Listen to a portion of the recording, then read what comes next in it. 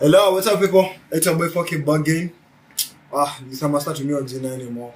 So it's your boy Evanson Y, and today we are going to talk about the controversial ways to make money in the world, especially kama unatoka Kenya. So let me begin with one sentence that will make some people very uncomfortable. Most money in the world is not made politely. Why? It is not made by following motivational quotes, waking up at 5 a.m. as they say, or trusting the process. Money historically is made by understanding where the value leaks, where the pain exists, and where the rules are weak or selectively enforced. Now, before any panics, let me define something very clearly. When I say controversial, I don't mean illegal. I mean activities that are socially frowned upon, morally debated, misunderstood, or quietly practiced while being publicly condemned. Because the truth is very simple. Society insults the same methods it secretly depends on. Let's start globally, then bring it home back to Kenya. So the first method people use to make money in Kenya, it is being a middleman, being a broker. This is the most hated but the most profitable role you can ever have. The middleman is the most insulted person in capitalism, if you understand the system of capitalism. So mnaelewa Kenya tunatumia capitalism because we inherited it from the British. So the question is because yenye watu wana complain about is why are people here? Like mbona middleman wako hapa? Mbona tukae na brokers juu wanafanya vitu zinakaa a little bit expensive because they add no value. Like these people are exploiting other people, and yet middlemen control almost everything. Look at distribution companies. A middleman is someone who positions themselves in between supply and demand and charges for access, speed, trust, or convenience. Amazon yenyewe, they are middlemen. Uber, they are middlemen. Real estate agents are middlemen. Mabrokers wote ni ma middlemen. In Kenya, brokers are everywhere. Land, cars, tender brokers, na import and export brokers. People insult them and then call them quietly when they need things done fast. Why? Because inefficiency creates opportunity. Where systems are slow, confusing, or corrupt, middlemen thrive. This is controversial because it exposes the painful truth. Broken systems are profitable for those who understand them.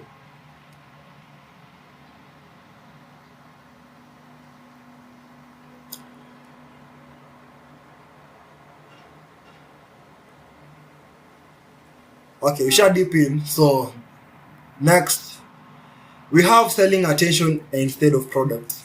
Now, this is the most common in this technocratic society we have built. So, this is one that makes people angry because it is very unfair. It feels unfair. Look at influencers. The world no longer rewards hard work first. It rewards attention first. Let me define what is attention. Anything that controls your focus controls your money. Influencers sell attention. Even churches sell attention. Politicians and media houses sell attention. In Kenya, outrage is a business model. That is why most people wataka controversial. That is why most people wataingia online waanze kuongelea vitu zenye zita attract watu hata kama wanajua hizo vitu zina cause to controversy. But that is the point, wanataka attention. The influencers wanajua hivyo, and watu huwa wanabambika na the content ni watu wenye either wanataka kuprocrastinate from it ama ni wase wajinga. So, how do people make money? They make money by posting rage content, creating drama, dividing opinions, and farming engagement. They don't need to be right. They just need to be clickable. And that is the whole point of selling attention. This is very controversial because we are taught that value comes from skill alone. Hiyo ni meritocracy. ile unaambiwa work hard, the more you work hard the more you are going to be wealthy. Tunajua ni uongo. But today visibility often comes before value. Uncomfortable, I know, but it is true. The third model of making money is profiting from complexity. Here is a quite rule for the world that most people don't know. If something is confusing, someone is getting paid. Trust me. Angalia to taxes. The tax consultant exists because taxes are complex. Lawyers exist because the laws are complex. Accountant exists because the finance is complex. And in Kenya, complexity is currency. Kwanza, the thing yenye inafanya this model works very good in Kenya is because watu wengi wako illiterate. Na hata kama watu wako illiterate, hawana ile comprehension ya comprehend these complex systems, and that is where you get an advantage from. So it is either unafanya something online, kutrade ama unasema unafanya forex ama una trade stocks ama unafanya options ama crypto. Ni either unafanya hiyo ama you are providing a service. Now this service you have to provide where kuna complexity, pali watu hawezi understand vitu zinaendelea hapo. People who understand complexity don't fight it, they monetize it. And if you are able, like sasa, like ndio nilikuwa naongelea jana, I talked about this, like kama uko na knowledge, like mimi natembeanga na vitu tatu: energy, time na knowledge. Kama uko na knowledge, kama uko na energy, like literally hizi ndio vitu zinauzwa. Tuseme kama uko na knowledge, tuseme kama daktari, the reason why ana operate ama kazi yake iko irrelevant sahi hata tukiendelea kwenda mbele in the age of AI, it's because like ako na knowledge. No. And kama una knowledge, utauza time. Kuna vitu zingine zinahitaji kurepetiwa kila wakati, like kila wakati. Tuseme kama kufunza mtu anataka kama mwalimu. Si eti ako na knowledge, ni venye tu like hiyo kazi yake iko repetitive. So chenye anauza ni time. Like kwa market yake ni time anauza. Na kama hauna knowledge na hauna time, na okay unaweza kaa na time lakini una knowledge, chenye utauza ni energy. Ni either utaenda ufanye kazi mjengo ama like uende ubebea watu mizigo, maybe uende kwa kampani ukae unabeba vitu kutoka, like that is what you sell. And the most useful resource ni knowledge.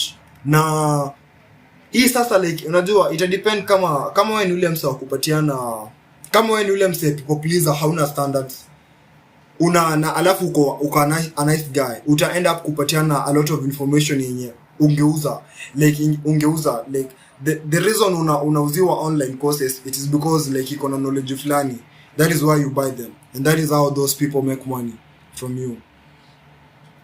I know that this may sound controversial because it sounds like exploitation, but true. Kama uko na knowledge, use. Usiwahi fanyia mtu kitu bure. Like hii dunia imeacha kukaa pale tunaishi na watu.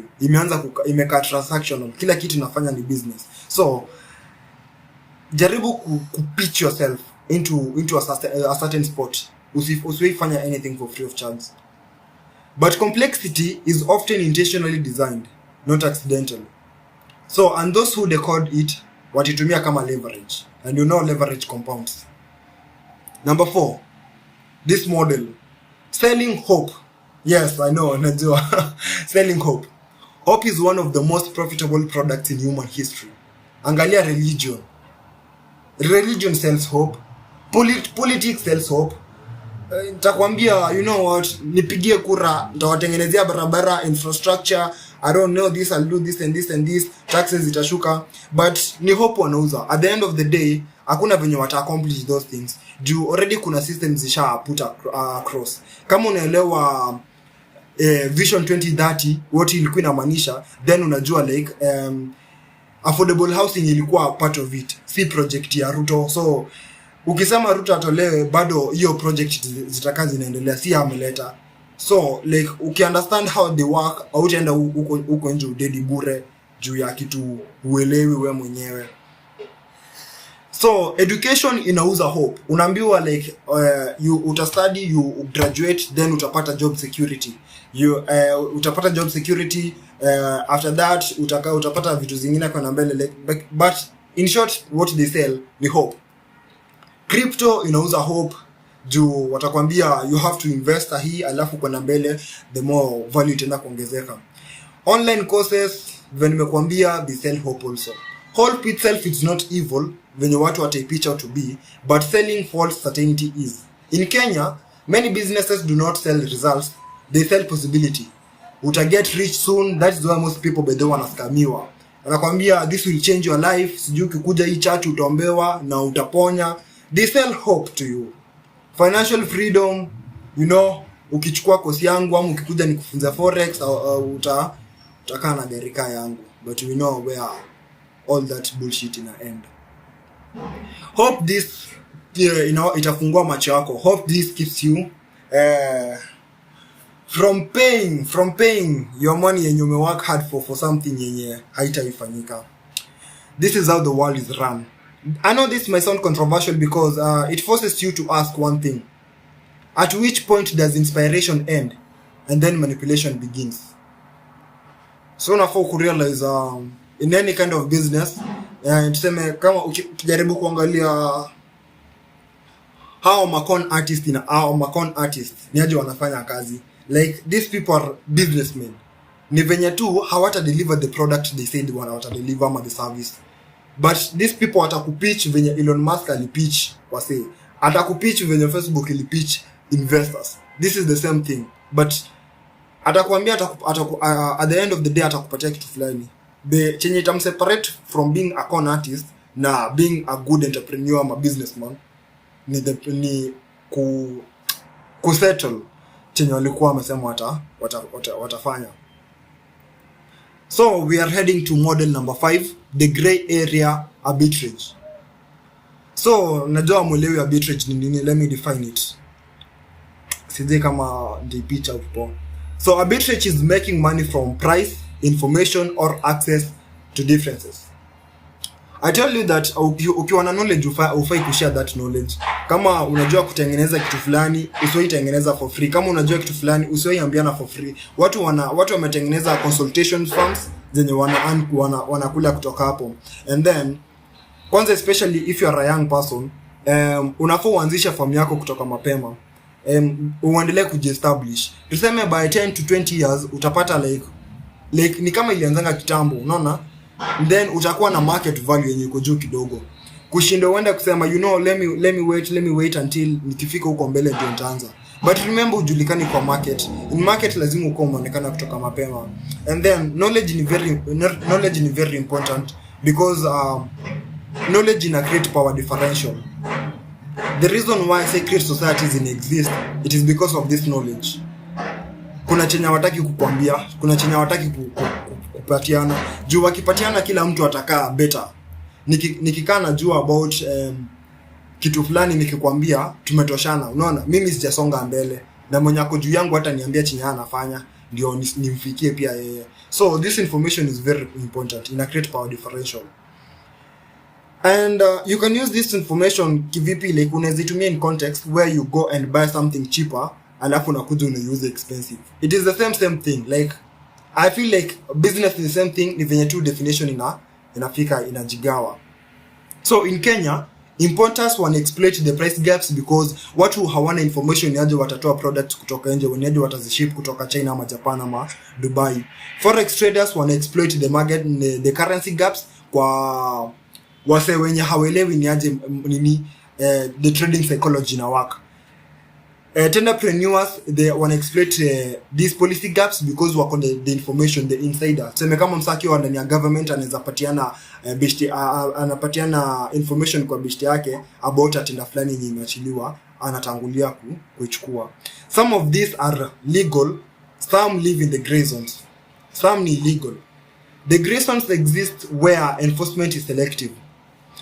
This might be controversial because it exposes inequality. Na that is why you need a connection. Lazima unahitaji la kutafuta connections. But the irony is unahitaji kutafuta connections sahihi. Tuseme kama uko young kwa maisha yako unafaa kutafuta connections sahihi because in 10 to 20 years uwezi jua mtu mwenye mko na yeye atakuwa wapi. Na kama utakuwa na good relationship na wao, na pia unafaa ukaa na watu wenye wako na ambition to something. yenye either ni law, either iko kwa law, either ni business, either ni like something yenye iko related na sheria kiplani, na biashara na sheria zinapendana na hizo vitu mbili. Juu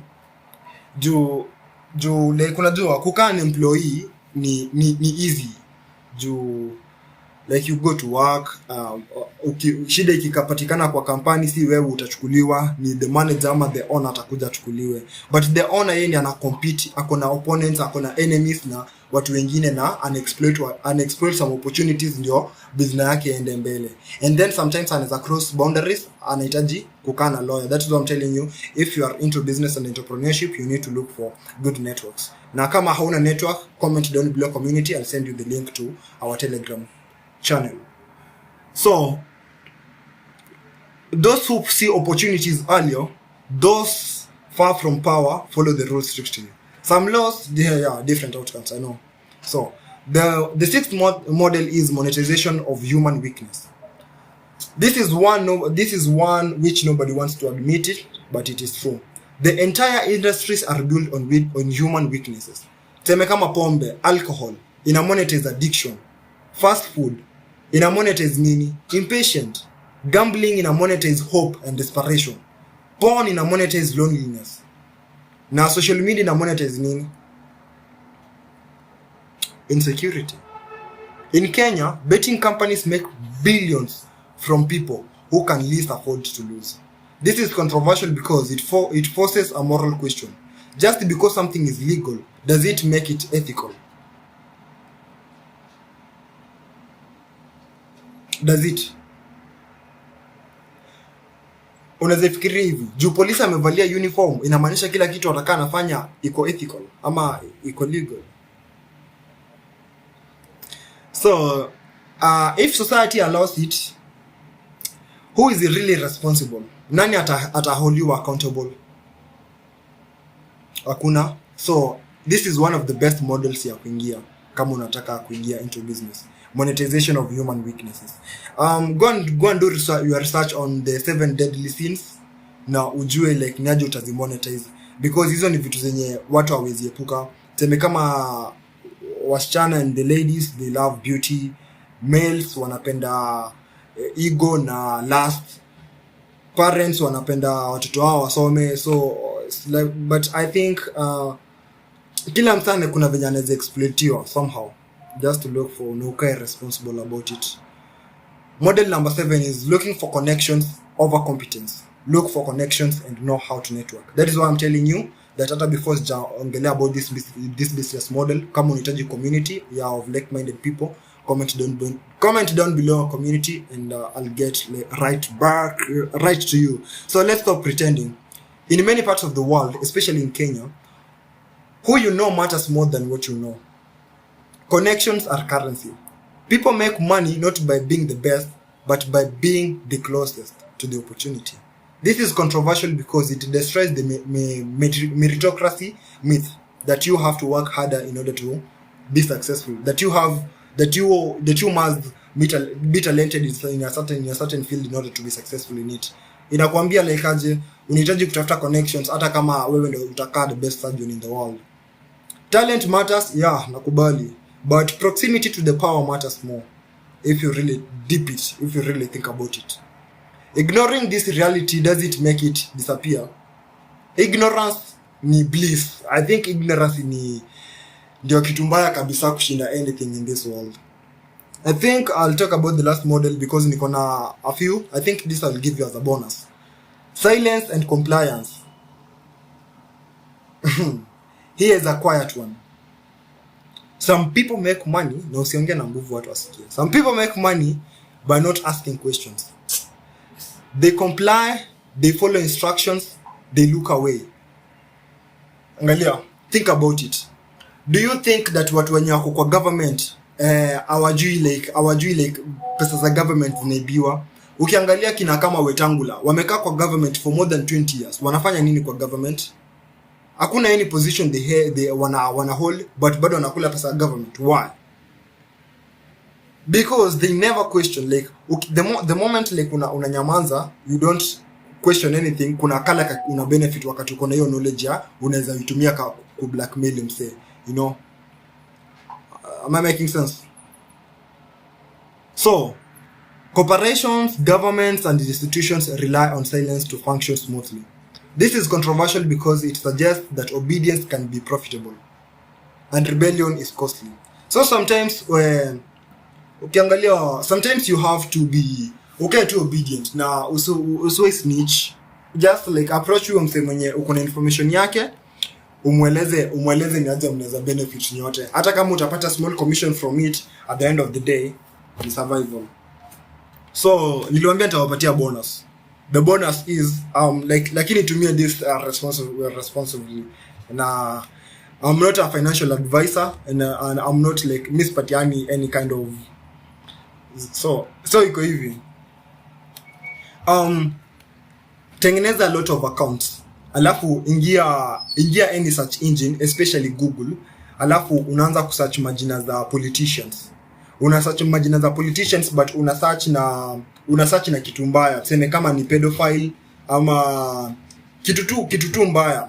So the reason why this but ni blackmail kiplani, it is because like these big people, watu wenye wako famous ama these politicians wanapenda kuingia social media, alafu wanajisearch waone ni nini watu wanaangalia kuwahusu.